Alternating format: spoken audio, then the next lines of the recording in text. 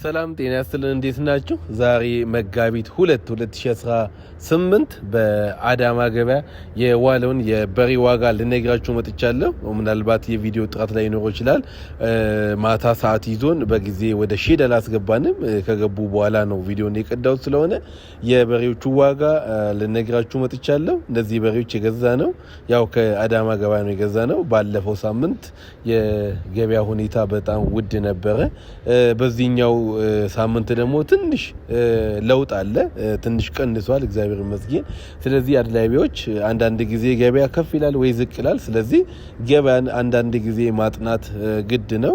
ገበያን እያጠናችሁ ከዛን ሳምንት እየተመለሳችሁ መግዛት ትችላላችሁ።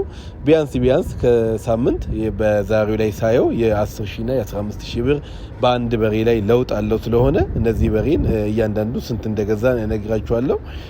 ስለዚህ እነዚህ በሬ የገዛ ነው ያው ከአዳማ ነው። የአንዱ በሬ ዋጋ በ115 ሺህ ነው የገዛ ነው። 112 የገዛ ማለት ይሄኛውን ቀዩን እንደምትመለከቱት ይሄኛው ቀዩ የገዛ ነው 115 ሺህ ነው የገዛ ነው።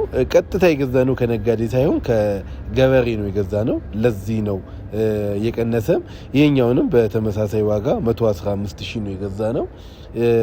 ምን ለማለት ፈልጋለሁ እዚህ ላይ ምናልባት ቀጥታ ከአርቢዎች የሚገዙ ከሆነ የዋጋ ልዩነት ይኖራል ብዬ አስባለሁ። ይሄኛው እንዳለችውን የምትመለከቱት ደግሞ ከአንድ ሰው ነው ብቻውን የገዛ ነው 112 ሺህ ነው የተገዛው።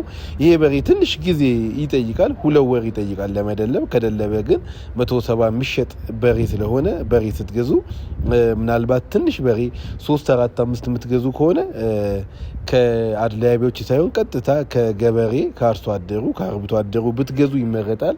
የዋጋ ለውጥ አለው። ስለሆነ ነጋዴ ምናልባት ከርቀት ነው የሚያመጣው ከባሌ ከቦረና ስለሚያመጡ አዳማ ገበያ ላይ ባንድ ሲኖ 10 12 በሬ ጭኖ ስለሚመጡ ከቦረና እስከ አዳማ እስከ 120 ሺህ ብር ከፍሎ ስለሚያመጡ ያወጡበት ዋጋ ሁሉ በበሬው ላይ ጨምሮና የራሳቸውን ትርፍ ጨምሮ ስለሚሸጡ ምናልባት የዋጋ ለውጥ ይኖራል። ገበሬ ደግሞ እየነዳ ከቤቱ ስለሚያመጣ የዋጋ ለውጥ አለው። ስለሆነ ስገዙ በዛ መልክ ብገዙ ይሻላል። አሁን እነዚህ የመሃል ሸዋ ናቸው፣ ቆንጆ ናቸው።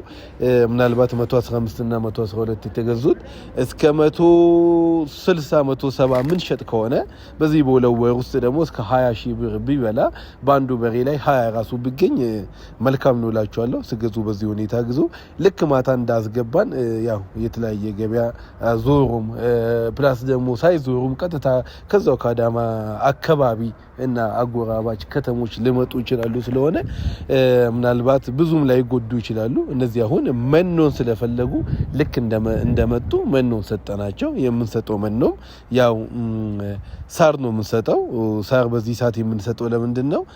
ልክ እንደገቡ መኖ የምናስጀምር ከሆነ ብዙ ችግሮች ይፈጠራል። ስለሆነ ሳር ነው የሰጠነው።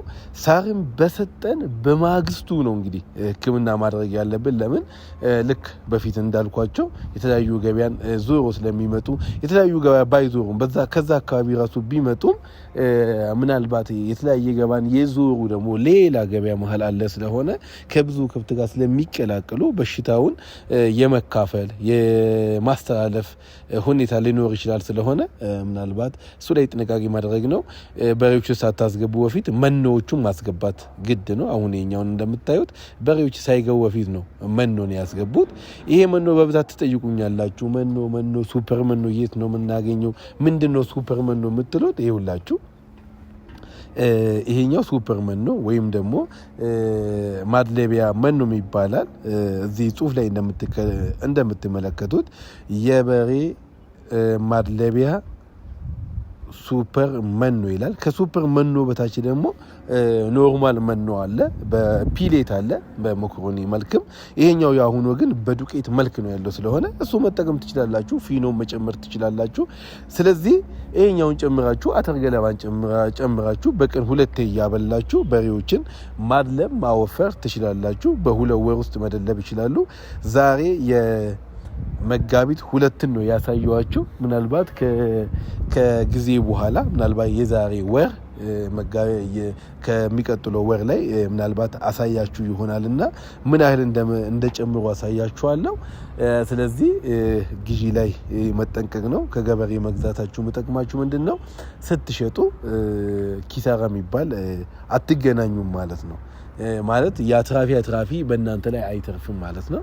ቀጥታ ስገዙ ነው መሸጥም የምትችሉ ስለሆነ ቀጣይ ላይ ምናልባት በሌላ ቪዲዮ እንገናኛለን። ሰብስክራይብ አድርጉልኝ።